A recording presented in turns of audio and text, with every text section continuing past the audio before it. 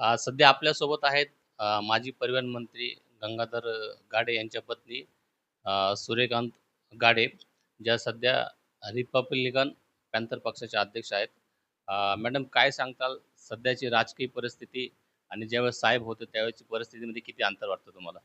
त्याच्यात 100% अंतर वाटते. आता समाज काय म्हणावं, आता समाज अगदी विकल्या गेल्यासारखा आहे आणि सत्ताधारी पक्षांनी पैसे वगैरे घेऊन विकत सगळं केलेलं आहे. त्याच्यामुळे संघटनेला मरगळ आलेली आहे. कुणीही असं काम करायला तयार नाही, कारण केसेस होतात.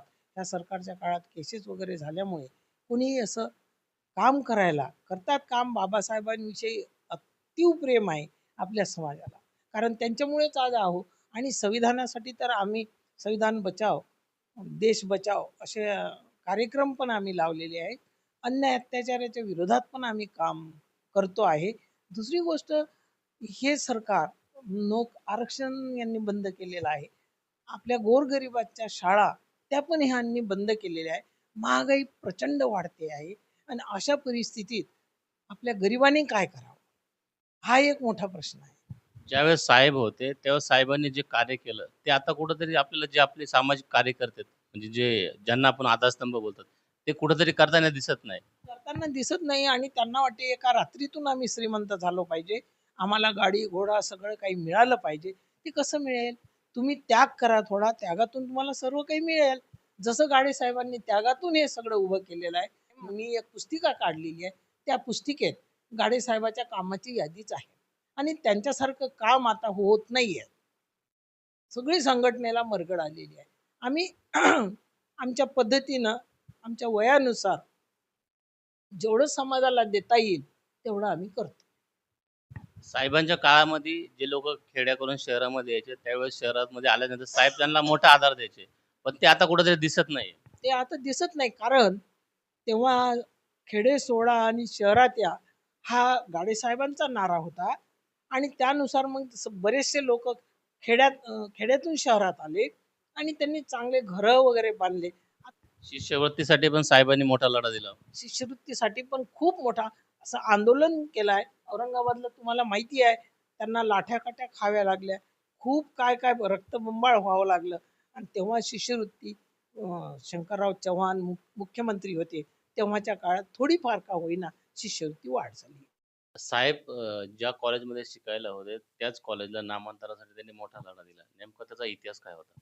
हो, ते जेव्हा विद्यापीठात GS होते तेव्हा त्यांना प्रतिनिधित्व करायला दिल्लीला पाठवलं होतं.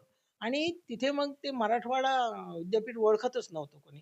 तेव्हा त्यांना सुचलं की बुवा या विद्यापीठाला जर बाबासाहेबांचं नाव दिलं तर याला अधिक म्हणजे गुणानुक्रमही येईल, आपले मुलं मोठे होतील, शिकतीलही. आणि बाबासाहेबांचं ध्येयही होतं की, म्हणजे तेव्हाच्या माईसाहेब मला सांगत होत्या तेव्हाच्या वेळेस, की बाबा एवढं मोठं कॉलेज बाबासाहेबांनी बांधलं तर विद्यापीठही त्यांच्या नावाचं असावं. मग ते तिकडनं आले दिल्लीवरनं आणि इथे त्यांच्या पॅन्थर्सची मीटिंग घेतली आणि त्या मीटिंगमध्ये ठरवलं की आपल्याला आंदोलन छेडायचं आहे, विद्यापीठात ठराव मांडायचा आहे. तो ठरावही दिला. 27 जुलैला तो विधिमंडळाने पास केला आणि तेव्हापासून हा आंदोलन लढा साधारणतः किती दिवस लढा चालला? हा 17 वर्ष लढा चालला. म्हणजे 17 वर्षानंतर बाबासाहेबांचं नाव भेटलं. 17 वर्षानंतर बाबासाहेबांचं नाव नाही, गौतम वाघमारे गेला, तो जळाला नांदेडला. तो म्हणे जोपर्यंत नामांतर होत नाही, तुम्ही करत नाही, तोपर्यंत मी आता आत्मदहन करणार. केलं त्यानं. आणि ते फोटो सगळे माझ्याकडे आहे, नामांतराचा इतिहास माझ्याकडे आहे. आणि ते सगळं करत असताना त्यांनी औरंगाबादला आम्हाला वायरलेसवरून साहेबांना तिथं नेण्यात आलं. तिथली परिस्थिती भयावह झाली होती, कारण जोपर्यंत माझा नेता येत नाही म्हणे, तो गौतम वाघमारे, जोपर्यंत माझा नेता तिथे येत नाही तोपर्यंत माझ्या प्रेताला कोणीही हात लावू नये, असं तिथल्या महिलांनी, तिथल्या जेंट्सनी त्या प्रेताभोवती कडं केलं होतं. त्याचे हातपाय वाकडे तिकडे झाले होते. माणूस जडताना कसा जडतो असं झालं होतं. तेव्हा वातावरण खूप चिघडलं. मनोहर जोशी तेव्हा CM होते आणि मग वातावरण खूपच खराब झालं आणि तेव्हा नामांतर शरद पवारांनी करावं. PR कार्डचा एक खूप चर्चेचा विषय होता. तो नेमकं काय होता? नाही, गाडेसाहेब जेव्हा औरंगाबादला आले तेव्हा आपले लोक कुठेतरी झुग्गी झोपडीमध्ये राहायचे आणि त्यांना कामधंदाही नव्हता. तेव्हा अन् पूर्ण मराठवाड्यात जेव्हा फिरायचे, म्हणजे कुठं अन्याय अत्याचार झाला, तर साहेब जायचे. तेव्हा सूचना द्यायचे, की तुम्ही खेडे सोडा आणि शहरात या. मग शहरात साहेबांनी यांना बसवायचं कुठे? तर मग तिथे अशा 53 वस्त्या बसवल्या. तिथे सर्व जाती धर्माची लोक आजही गुण्यागोविंदाने नांदत आहेत. आणि त्यांना पी-आर कार्ड महानगरपालिकेने गाडेसाहेब भांडल्यामुळेच ते मिळालेले आहे. आणि तिथे रोडची व्यवस्था केली, तिथे पाण्याची व्यवस्था केली, तिथे वॉशरूमची व्यवस्था केली आहे साहेबांनी. म्हणून मी म्हणते, आता त्यांना सगळं काही मिळालं, थोडं समाजाच्या पाठीशी उभं राहावं, एवढीच माझी अपेक्षा आहे. आपले जे समाजाचे जेवढे नेते आहेत, त्यांनी कुठेतरी आता एकत्र यायला पाहिजे असं वाटतं का तुम्हाला? एकत्र यायलाच पाहिजे. त्यांच्या केसालाही धक्का लागणार नाही.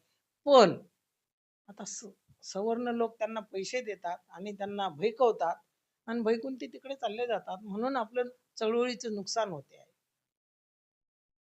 सध्या जी लाल परी आहे, सगळ्यांची म्हणजे एक ग्रामीण भागातला एक सगळ्यात महत्त्वाचा वाटा म्हणजे लाल परी. लाल परीसाठी वारंवार कर्मचाऱ्यांना झालं, त्यांना उपोषण करावं लागते, पगार टायमाला होत नाही. ज्यावेळेस साहेब होते, त्यावेळेस साहेबांनी परिवहन मंत्री असताना काय काम केले होते? त्यांनी एसटीला खूप मोठा म्हणजे 1,500 कोटीचा फायदा मिळवून दिला. मॅक्सी कॅबचं आंदोलन होतं तेच त्यांनी सांभाळलं. विलासराव देशमुख त्यांना स्पेशल विमान पाठवायचे आणि या इथे घेऊन यायचे जर औरंगाबादला असले तर. हां, 27,000 जागा भरल्या ऑनलाईन. तर एक म्हातारा जो होता तो आमच्या घरी आला. म्हणजे औरंगाबादला आला. कोणता मिनिस्टर आहे म्हणे? हा ऑनलाईन तुम्हाला नोकऱ्या देतो बिना पैशाच्या. तेव्हा त्यांच्या मुलांनीच साहेबाकडे घेऊन आला आणि मग साहेबांनी जेव्हा ते फेटे बांधून आले होते ते लोक माझ्या घरी. तेव्हा ते एवढं खुश झाले, की दादा म्हणे तुला काहीच कमी नाही पडणार. एवढा आशीर्वाद माझ्या साहेबाच्या डोक्यावर ठेवून त्यांनी दिला. म्हणजे ते किती खुश झाले ते 27,000 ज्या काही जागा भरल्या असतील ते. म्हणजे आज अजून जर सरकारने थोडी वेळ दिली असती, तर तुम्हाला सांगते त्या 6 महिन्याच्या काळातच एवढं केलं, तर बरचसं आपल्या समाजाचं रोजी-रोटीला लागला असता. हे आम्हाला आठवते. पण आपल्याच लोकांनी तिथे घात केला आणि मिळू नाही दिली. एक प्रकरण होतं गवई बंधूचे डोळे काढण्याचं काहीतरी काहीतरी काय नेमका तो काय विषय होता तो?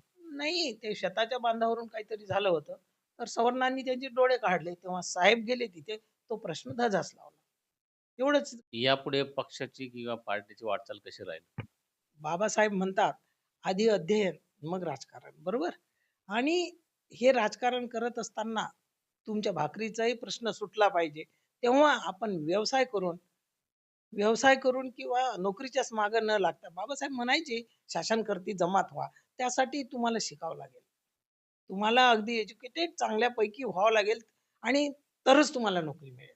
तशी तुम्हाला नोकरी मिळणार नाही.